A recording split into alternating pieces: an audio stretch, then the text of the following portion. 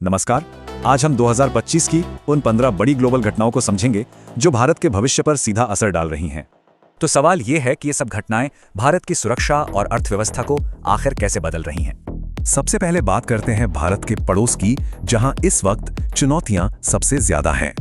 नेपाल में पीएम ओली के इस्तीफे के बाद हालात बिगड़ रहे हैं।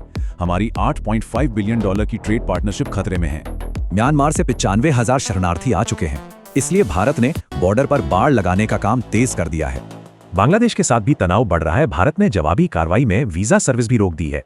और पश्चिम में पाकिस्तान के साथ एक बड़ा डिप्लोमेटिक गतिरोध अब वाटर वॉर की धमकी तक पहुंच गया है।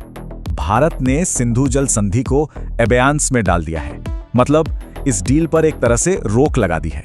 चलिए अब पड़ोस से आगे बढ़कर देखते हैं कि ग्लोबल इकोनॉमी में क्या चल रहा है। एक अच्छी खबर यह है कि इंडिया यूके ट्रेड डील से स्कॉच विस्की सस्ती हुई और हमारे टेक्सटाइल पर ड्यूटी खत्म हो गई। चीन ने रेयर अर्थ मेटल्स की सप्लाई रोकी तो भारत ने ऑस्ट्रेलिया और अमेरिका के साथ मिलकर नया रास्ता बना लिया।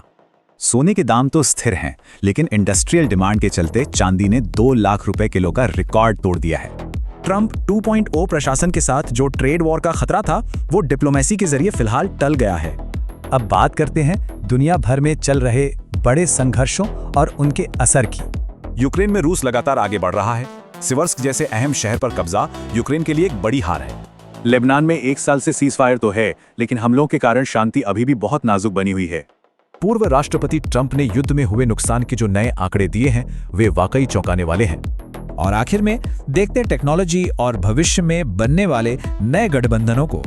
इसरो का ब्लू बर्ड मिशन अब सीधे एलन मस्क के स्टारलिंक को भारत में कड़ी टक्कर दे रहा है। चीन की इकोनॉमी के लिए ये एक खतरे की घंटी है।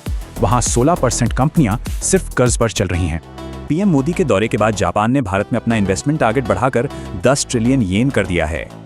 और वापस देश में देखें तो दिल्ली का प्रदूषण संकट जारी है, जिससे वाहनों पर और सख्त नियम लग सकते हैं। तो इन 15 घटनाओं को मिलाकर देखें तो भारत के लिए इस वक्त मौके भी हैं और कई बड़े खतरे भी। तो सोचने वाली बात यह है कि भारत के लिए असल में बड़ा खतरा क्या है, नेपाल का संकट या यूक्रेन में रूस की जीत।